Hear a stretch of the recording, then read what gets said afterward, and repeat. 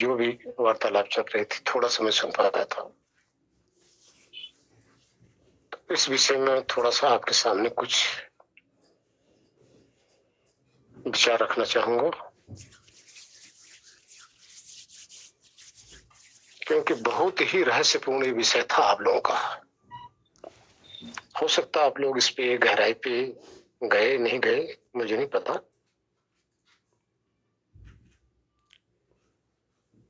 लेकिन विस्तार से इसके विषय में अगर जानकारी हो जाए तो सबके लिए लाभ ही लाभ होगा।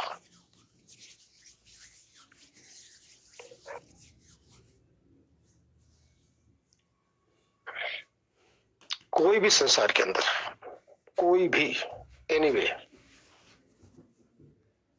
किसी भी विषय में अगर कोई जानकारी करना चाहता है ना, 4 साधन है।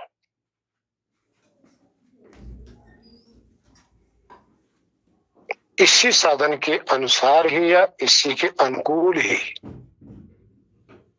या इसी के द्वारा ही कोई ज्ञान करने में समर्थ हो सकता है। अगर ये नहीं है तो कोई ज्ञान कर ही नहीं सकता। सृष्टि का नियम है, हो नहीं सकता किसी को ज्ञान किसी भी प्रकार का। तो आपके सामने रख देता हूं। प्रथम ज्ञान है शब्द ज्ञान। किसी भी विषय में किसी को जब जानकारी होती है शब्द ज्ञान के द्वारा होती है। अब शब्द ज्ञान 2 प्रकार का होता है। एक तो जिंदा गुरु आपके सामने बैठा हो, जिंदा गाइड आपके सामने बैठा हो, या आपके सामने कोई भी एनीवे कोई भी पर्सन आपके सामने हो और किसी भी विषय में या किसी भी विषय के विषय में आपको बता रहा हो, तो इसका नाम है शब्द ज्ञान। यानी शब्द के द्वारा आपको उस वस्तु के विषय में बताया जा रहा है। इसमें दूसरा एक और भी है, बताने वाला आपके समक्ष नहीं है, कहीं दूर भी हो सकता है इस दुनिया में ना भी हो। जो लिपिबद्ध होता है किताबों के अंदर, पुस्तकों के अंदर, शास्त्रों के अंदर, जो लिपिबद्ध है वो भी शब्द ज्ञान है। और जो आपके सामने प्रेजेंट में है और आपको बता रहा है ये भी शब्द ज्ञान है। ये दोनों शब्द ज्ञान की कोटि में आता है। जैसे किसी ने कहा ईश्वर है, इससे पहले आपको पता नहीं चला, आपने सुना नहीं कभी, आपको पता नहीं, किसी ने बताया, किसी ने कहा आत्मा है, इसके विषय में आपने कभी सुना ही नहीं।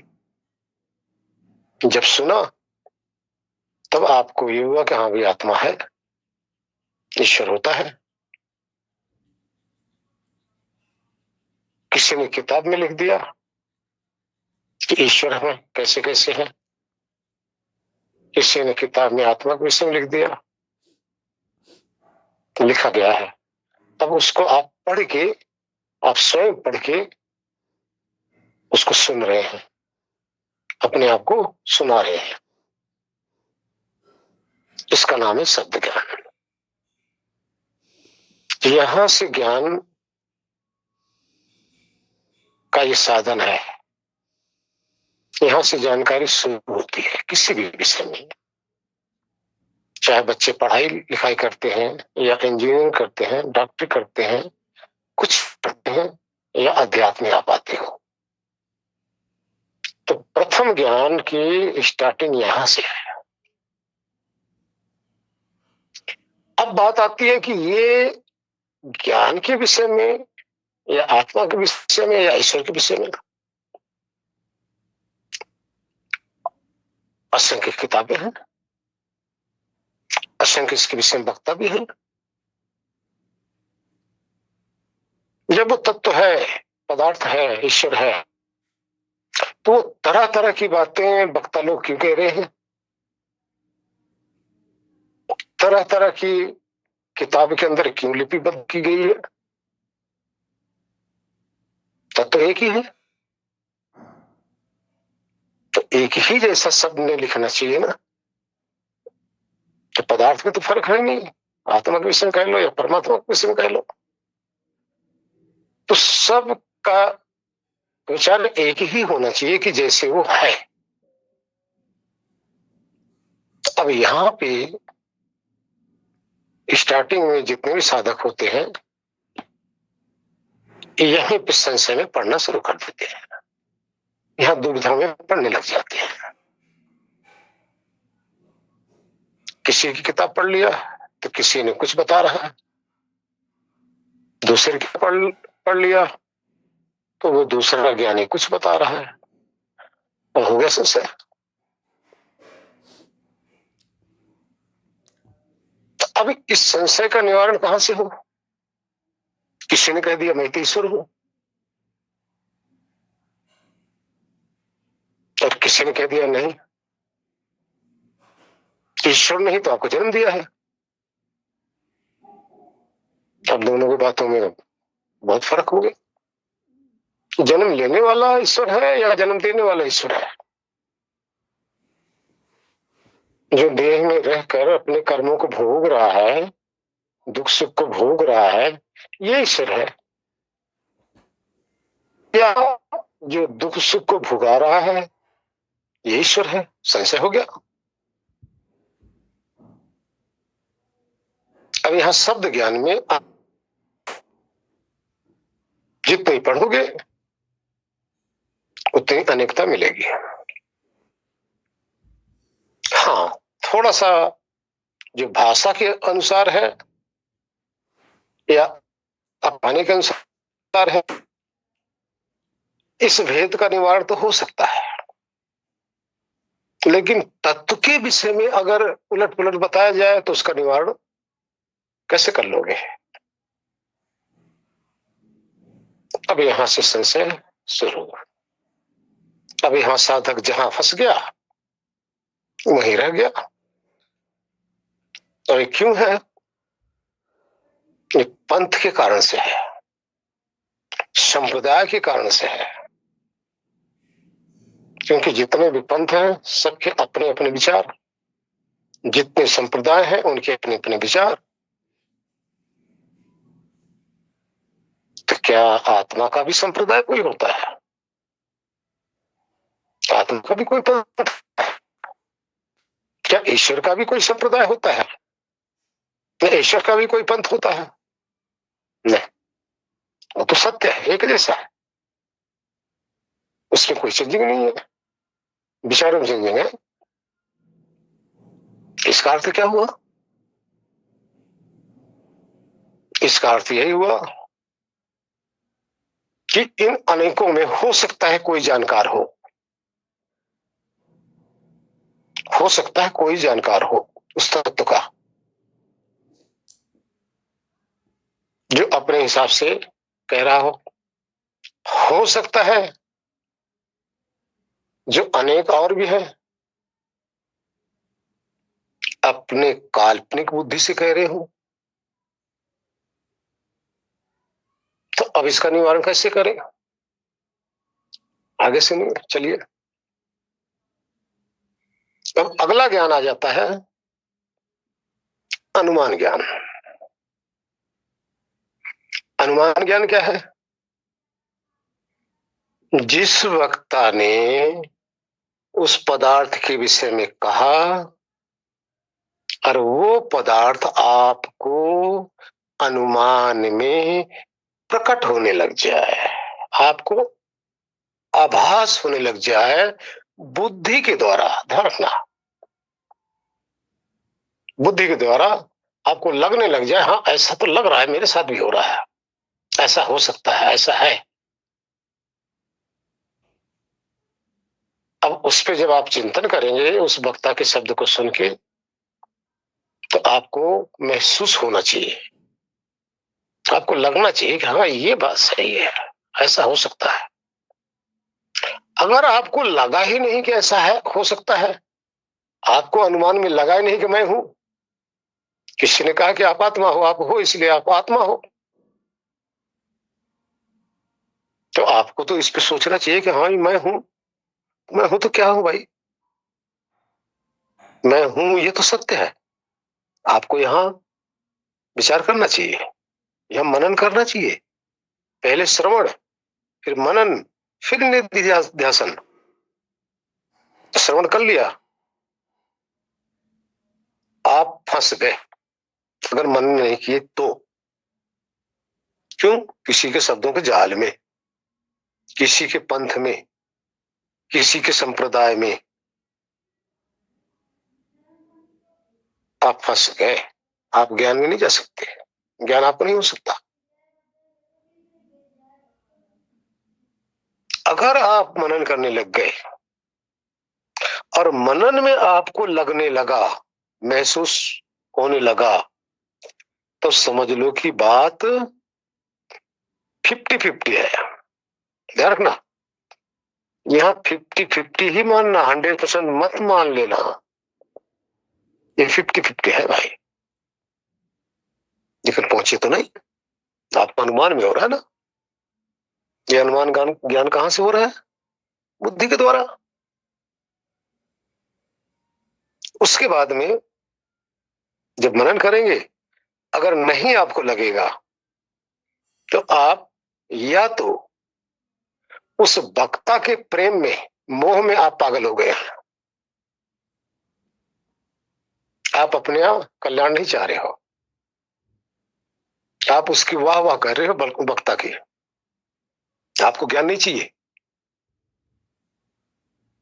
आप शिष्य बन रहे हो, लेकिन ज्ञान से मतलब नहीं, आप बस गुरु के पीछे बन गए, लुट गए आप। फिर आप शिष्य इकट्ठा करते रहेंगे, गुरु के पास ले जाते रहेंगे, ना आपका कल्याण होगा, ना दूसरे का कल्याण होगा, ना गुरु का कल्याण होगा। इसलिए विचार करो, जब अनुमान में आने लग जाए, फिर आप शांत होकर बैठ जाइए। जो अनुमान में आ रहा है ना, उसी अनुमान में ठहर जाइए। ध्यान रखना, यह है निधिध्यासन। निधिध्यासन का अर्थ है नित्य, रोज आसन लगाओ, आसन लगाकर एकाग्र चित्त से उस पदार्थ का अनुभव करो। ये आत्म तत्व है ना, या ईश्वर तत्व है, उसकी खोज कीजिए। आप अगर खोज नहीं करेंगे तो अनुमान तक रह जाएंगे, अनुमान तक सीमित रह गए। अगर आप अनुमान नहीं करेंगे तो शब्द जाल में फंस गए, अब शब्दों जाल तक ही आप रहेंगे। तो इतना कहो, गुरु ने बहुत अच्छा कहा, गुरु जी ने बहुत अच्छा कहा, क्या कहा कुछ पता नहीं आपको। इस तरह से निधिध्यासन के बाद में जो मलाई आएगी ना, अब उसका पान कीजिए, उसका रसपान कीजिए। अब आपको कोई संशय वहां नहीं रह जाएगा। अनुमान में संशय हो सकता है, शब्द जाल में तो 100% संशय अधिकतर होता ही है। अब इसको दूसरी तरह से कैसे प्रमाणित करें? एक प्रमाण और देखिए। आप कमरे में बैठे हैं, आपके साथ दो चार है, किसी ने बाहर झांक के देखा, कहीं धुआं निकल रहा है, आके आपसे कह दिया कि फला जगह आग लगी है, आग लगी है। तब आप अंदर से सुन रहे हो, आपने मान लिया कि हाँ भी आग लगी है, मान लिया ना। ना तो जाना ना देखा, आपने किसी भी विश्वास कर लिया ना, ये अंधविश्वास हो सकता है? ये अंधविश्वास है। अंधविश्वास का अर्थ अंधा होकर उसकी बात पे यकीन कर लेना, अपने आप जानने के प्रयत्न न करना, किसी की बातों पे यकीन कर लेना, इसी का नाम है अंधविश्वास। विश्वास उसे कहते हैं आपको जब एहसास होने लग जाए तब आप उसकी बात को मान लो, तो इसको कहते हैं विश्वास, अन्यथा अंधविश्वास है। विश्वास का अर्थ आपको भी उसकी फीलिंग होनी चाहिए। किसी ने कहा आग लगी है, बाहर से आके आपने सुन लिया, ये अंधविश्वास हो गया। यही शब्द ज्ञान है, इसी का नाम शब्द ज्ञान है। अब आप बाहर निकले, देख रहे हैं दूर से धुआं उठ रहा है, ऊपर आकाश की तरफ धुआं जा रहा है, खूब धुआं हो रहा है। तो अब यहां क्या हुआ? आपने उस धुआं को देखा, डायरेक्ट देखा। सुनने वाले की बात अब यहां नहीं रही, सुनने वाले तो साइड हो गया, वो शब्द ज्ञान में आ गया। जब आपने स्वयं धुआं उड़ते हुए देख लिया, अब ये क्या है? अनुमान ज्ञान। लेकिन आग लगी है आपने नहीं देखा, धुआं उठ रहा है आपने ये देख लिया। अगर धुआं उठ रहा है तो बिना आग लगे धुआं उठ भी नहीं सकता। ये आपका अनुमान ज्ञान 100% सत्य है, कोई धोखा नहीं है। लेकिन फिर भी 50-50 हो आपको कन्फर्म नहीं हुआ कि कहां आग लगी है, या 50-50 हो उस ज्ञान के विषय में। धुआं से आपको 50% का ज्ञान हो गया है कि आग लगी है, अवश्य लगी है। अब उसका कंफर्म कहां से करोगे? इसका नाम है अनुमान ज्ञान।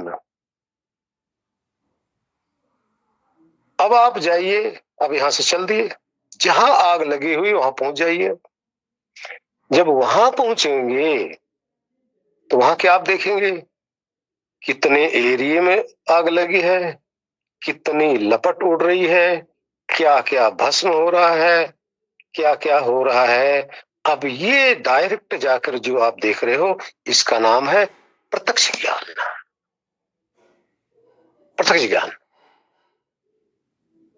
बिना प्रत्यक्ष ज्ञान से आपको पूरा ज्ञान आग लगने का नहीं हो पाया। ये आपका अपनी कमाई हो गई। अगर आपने ये प्रत्यक्ष ज्ञान कर लिया तो किसी भी प्रकार का कोई संशय आपके पास नहीं रह जाता। अगर कोई आपके सामने आके कहता है कि वहां आग लगी थी और उस आग के विषय में 1 का 10 लगाकर विस्तार करता है, तो आप क्या कहेंगे? यदि उस आग को झूठा ठहराता है तो आप क्या कहेंगे? क्योंकि आप तो प्रत्यक्षदर्शी है भाई, और वो तो अनुमान के द्वारा बोल रहा है। अनुमान के द्वारा नहीं, वो सत्य के द्वारा बोल रहा है, वो सुनी सुनी बात को कर रहा है, और आप प्रत्यक्षदर्शी है। मेरे भाई, इसी प्रत्यक्षदर्शी का नाम तत्वदर्शी है, जो जाकर स्वयं देखा हो। प्रत्यक्ष, इसमें किसी भी प्रकार का कोई संशय होता ही नहीं। ये संशय रहित ज्ञान है।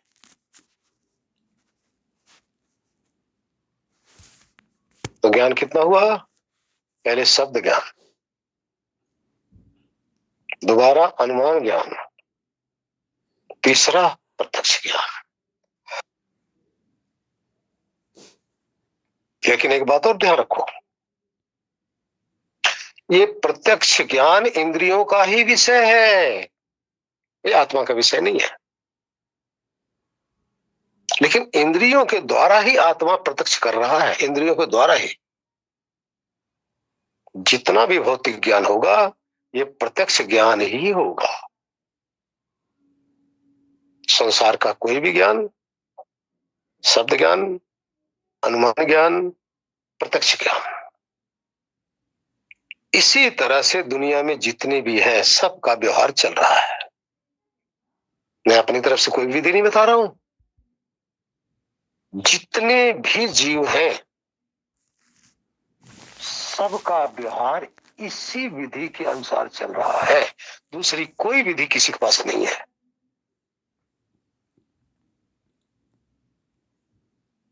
चाहे पशु है, चाहे पक्षी है, चाहे मनुष्य है, या एनीवे कोई भी हो, सब इन्हीं तीन के आधार पर है। ध्यान रखो, ये मनुष्य ही तीन के आधार पर है, बाकी जितने भी हैं वो तो दो के आधार पर है। क्योंकि शब्द प्रमाण सिर्फ मनुष्य के अंदर है, बाकी सबके अंदर अनुमान और प्रत्यक्ष है। इस तरह से व्यवहार आप भी कर रहे हो, हम भी कर रहे हैं, हमारे पूर्वज करते चले गए, हमारे ज्ञानी संत मुनि भी करते चले गए, और आज भी सब कर रहे हैं। इसके विपरीत अगर कोई बताता है तो समझ लो आप भ्रमित हो रहे हैं, कंफ्यूज्ड हो रहे हैं। ऐसा मत होइए। लेकिन एक चौथा ज्ञान है। इन तीन ज्ञान की से अलग एक चौथा ज्ञान और है। तो क्या है? अभी बताया, जितना भी ये ज्ञान है सिर्फ इंद्रियों का विषय है, जहां इंद्रियों के द्वारा आत्मा कर पाता है। सुनता है कान के द्वारा, अनुमान लगाता है बुद्धि के द्वारा, जाके प्रत्यक्ष देखता है इंद्रियों के द्वारा। ऐसे ही ज्ञान सबको हो रहा है। लेकिन ये भौतिक ज्ञान होगा, मन से लेकर पूरे संसार तक यही विधि है, यही नियम है, ये परमात्मा ने बनाया हुआ है। चौथा, आत्मज्ञान और ईश्वरीय ज्ञान। ये शब्द ज्ञान से भी होता है, अनुमान ज्ञान से होता है। ईश्वर का शब्द ज्ञान से भी होता है, अनुमान से होता है, लेकिन प्रत्यक्ष से नहीं होता। ध्यान रखना, प्रत्यक्ष से आत्मज्ञान नहीं हो पाता। प्रत्यक्ष से ईश्वर का ज्ञान नहीं हो पाता। प्रत्यक्ष से आत्मा के प्रति, ईश्वर के प्रति अनुमान ज्ञान हो जाता है, जो सटीक होता है। सटीक, जैसे भी बताया, धुआं निकल रहा है, आपने देख लिया, आग लगी है, बिल्कुल लगी है, आपको 100% कंफर्म हो गया आग लगी है। लेकिन आपको अभी आपने देखा नहीं कहां लगी, कैसे लगी, कितनी दूर लगी। इसी तरह से संसार को देखते ही आपको ये 100% अनुमान लग जाता है कि कोई सत्ता है। किसी को देखते हैं आपको 100% अनुमान लग जाता है कि कोई सत्ता इसमें है जिससे यह शरीर जीवित है। ये आत्मज्ञान है।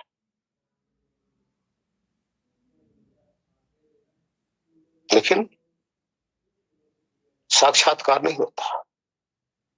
अब साक्षात्कार के लिए इंद्रियों का तो विषय ही नहीं भाई, इंद्रियां वहां पहुंचती ही नहीं।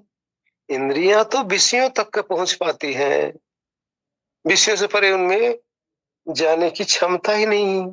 क्यों नहीं क्षमता? विचार करो। क्योंकि प्रभु ने, दाता ने, इस सृष्टिकर्ता ने हमारी समस्त इंद्रियों को बाहर की तरफ खुला बनाया हुआ है। जो समस्त इंद्रियां बाहर की तरफ जाती हैं, बाहर की तरफ जाकर बाहर के विषयों का ज्ञान कराती है। इसलिए ये इंद्रियां अंदर का ज्ञान कराने में असमर्थ हैं, क्योंकि परमात्मा ने कोई ऐसी इंद्रिय बनाया ही नहीं जो अंदर की तरफ जाती हो, जो आत्मा की तरफ जाती हो, जो आत्मज्ञान करा सके। परमात्मा ने तो ऐसी कोई बनाया नहीं। कोई बना लिया हो तो नहीं कह सकता, लेकिन ईश्वर ने नहीं बनाया भाई। ईश्वर ने समस्त इंद्रियों को बाहर की तरफ खुला अपने अपने विषयों की तरफ भागने के लिए बनाया हुआ है। इसलिए आत्मा की तरफ कोई भी इंद्रिय नहीं जाती। इसलिए इंद्रियों के द्वारा आत्मज्ञान नहीं हो सकता। जब इंद्रियों के द्वारा आत्मज्ञान नहीं हो सकता,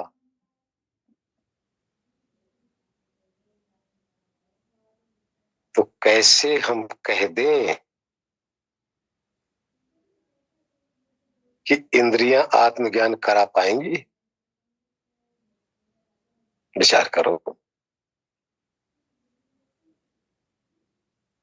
क्योंकि जो प्रत्यक्ष ज्ञान होता है इंद्रियों का विषय है, और आत्मा प्रत्यक्ष है ही नहीं, और इंद्रियां प्रत्यक्ष अंदर जाती ही नहीं, तो आत्मा का प्रत्यक्ष ज्ञान होगा कैसे? इसलिए आत्मा का अप्रत्यक्ष ज्ञान होता है। समस्त संसार का बोध होता है। इंद्रियों के द्वारा जो आत्मा को अनुभव होता है उसका नाम है बोध। उसको बोध कहते हैं। व्याकरण की भाषा को भी थोड़ा समझो ना, उसका नाम बोध है। जो इंद्रियां आपको अनुभव कराए बोध, जो इंद्रियां अनुभव ना करा सकें और फिर आपको कुछ ज्ञान हो, उसका नाम है प्रतिबोध। जो इंद्रियां अनुभव करा दें, इंद्रियों के द्वारा जो अनुभव हो रहा है, ये प्रत्यक्ष ज्ञान हो गया। जो इंद्रियों के द्वारा ना हो सके और फिर भी ज्ञान हो रहा है, इसको अप्रत्यक्ष ज्ञान कहते हैं व्याकरण की भाषा में। अब फिर आत्मज्ञान करने के लिए क्या करना पड़ेगा? विचार करो। अब आत्मज्ञान करने के लिए जब कुछ सत्ता इंद्रियों से परे शेष रह जाती है, तो उस सत्ता को इस इंद्रियों का संग छोड़ना पड़ेगा। क्योंकि बोध करने वाली इंद्रियां नहीं है, इंद्रियां बोध कराने वाली है, करने वाली नहीं है। इसलिए बोध करने वाला कोई और है, बोध कराने वाली इंद्रियां हैं। इसलिए बोध करने वाला इन इंद्रियों से अलग होकर अपना ही प्रतिबोध करेगा।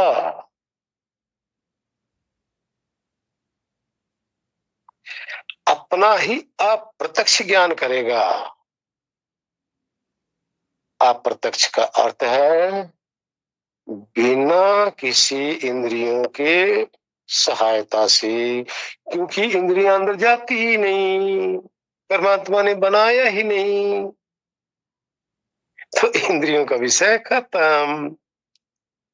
लेकिन लास्ट में एक रह जाता है जिसकी जिज्ञासा बनी रहती है, वह उसको अकेले बैठना है, इन सब से हट जाना है। ये सारे प्रपंच में ले जाएंगी, अब उसको प्रपंच से रहित होना है। तब जाके आत्म ज्ञान होगा, आत्म साक्षात्कार होगा, ईश्वर साक्षात्कार होगा। जहां इंद्रियां दम तोड़ जाती है, जहां से इंद्रियों की पहुंच खत्म हो जाती है, वहां आत्मा की पहुंच शुरू हो जाती है। ध्यान रखना, अब वहां आत्मा का अपना कार्य शेष रह जाता है। अब यही जो शेष कार्य करना उसको है, यही विशेष सत्ता चेतना जब अपने में ही ठहर जाती है, तो जो वहां अनुभव होता है, इस संसार की अपेक्षा वो विशेष ज्ञान होता है।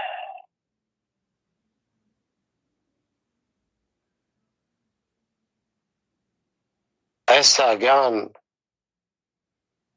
जो वाणी का विषय ही नहीं, किसी चीज का विषय है ही नहीं, लेकिन आत्मा का विषय है। आत्मा वहां जाकर जब विश्राम करता है, न तो वाणी से बोल सकता है, न वहां सुना जा सकता है, न कुछ उसका बखान किया जा सकता है। हाँ, बाहर आके बखान करता है, कैसा करेगा, बखान का विषय नहीं है, लेकिन फिर भी बखान करने के लिए प्राकृतिक पदार्थों का सहारा लेता है, जबकि प्राकृतिक पदार्थ की लेस मात्र भी वहां पहुंचनी है, लेकिन क्या करें, मजबूरी है, एक उदाहरण देना पड़ता है। तो वो अनुभव करो, ये ज्ञान है, प्रतिबोध है, ये अंदर का विषय है, आत्मा के अंदर का विषय है। तो ज्ञान कितने प्रकार के हो गए जिससे जानकारी होती है? शब्द ज्ञान, शब्द ज्ञान में जिंदा गुरु भी, किताबें भी, जो पहले के गुरु थे जिन्होंने अपना विचार रख गए हैं, दो हो गए ये। दूसरा अनुमान, तीसरा प्रत्यक्ष, चौथा अप्रत्यक्ष अर्थात प्रतिबोध। चार प्रकार से सृष्टि के अंदर ज्ञान किया जा सकता है। तीन प्रकार से भौतिक तत्वों का ज्ञान होता है, चौथे प्रकार से अभौतिक तत्वों का ज्ञान हो पाता है। अच्छा लगे इस पे विचार करना, मनन करना, चिंतन करना। हो सकता है मेरा विचार भी गलत हो, अच्छे से अच्छे ज्ञानी पुरुषों के संग बैठकर इस बात में मंथन करना, हमारी बात में विश्वास मत करना जब तक आपको अनुमान न होने लग जाए। इस तरह से आज का विषय यह समाप्त करते हैं। यदि इस पे किसी को कोई प्रश्न करना है, कोई जिज्ञासा हो तो कर सकते हैं। हरिओम, नमो नारायण। ऐसा मतलब पहले मन में रहता था, लेकिन इतना स्पष्टता से सुने नहीं थे। तो आज सुनकर करके एकदम किसी को कोई शंका नहीं रही, कोई शंका नहीं रही, सब आवरण हट गए। कृतार्थ गुरु जी, हरिओम।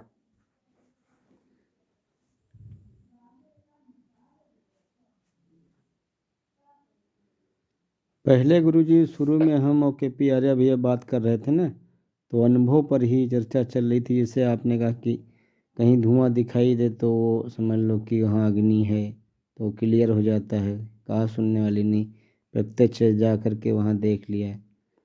तो ऐसी ही चर्चा गुरुजी चल रही थी, अपना अनुभव सभी अपना शेयर कर रहे थे। तो ये सब बातें चल रही थी आज। हरिओम गुरुवर।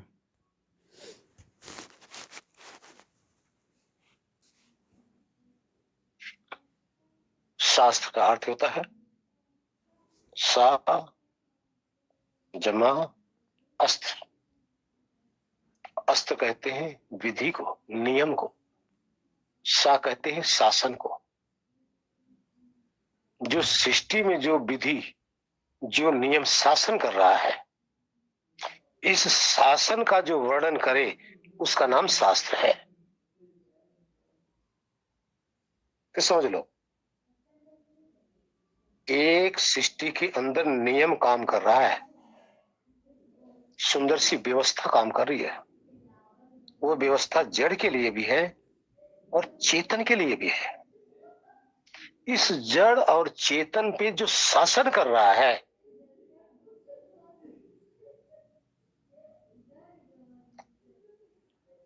जो नियम है, इस नियम की जो व्याख्या करे यथार्थ, उसी का नाम शास्त्र है। बाकी तो सब मन गणंत कल्पनाएं हैं। सब एक कवि की तरह अपने लोगों ने मानसिक उड़ान बना रखा है, मानसिक कल्पना कर रखा है। तो शासन किसी के बाप की बंसी नहीं है। तभी तो किसी महापुरुष ने कहा आदि सच, जुगादि सच, है भी सच, होशी सच। मतलब अच्छी तरह से नहीं समझा पा रहा हूं। नानक देव साहब ने कहा था जो आदि से जो सच था, जुगों से जो सच था, आज भी जो सच है, जो होगा भी सच। और वो कौन सा सच है? यही सच है, यही शासन करता सच है। इस शासक के विषय में, इस नियम के विषय में जो दर्शाए उसी का नाम है दर्शन शास्त्र। दर्शन, ध्यान रखना, दर्शन शास्त्र, दूसरा शास्त्र नहीं। दर्शन का अर्थ वो शासन को दिखा दे, बता दे नहीं, दर्शन करा दे। और आज तक धरती पे 6 शास्त्र ही बन पाए हैं। बनाने के लिए 3 और बने हैं, लेकिन 3 नास्तिक में आ गए और 6 आस्तिक में है। और आस्तिक और नास्तिक का अर्थ क्या होता है, इसको समझ लो। आस्तिक का अर्थ होता है जैसा कहा जा रहा है ऐसा ही है। नास्तिक का अर्थ होता है जैसा ये बता रहा है ऐसा नहीं है, उसको कहते हैं नास्तिक। आस्तिक नास्तिक कोई और कुछ चीज नहीं। हम सोचते हैं कि पता नहीं गाली है और कुछ है, नहीं। नास्तिक का अर्थ होता है जो ये कह रहा है ऐसा है ही नहीं भाई, अर्थात ये गलत बता रहा है, रोंग चल रहा है। आस्तिक का अर्थ है जैसा कह रहा वैसा ही है।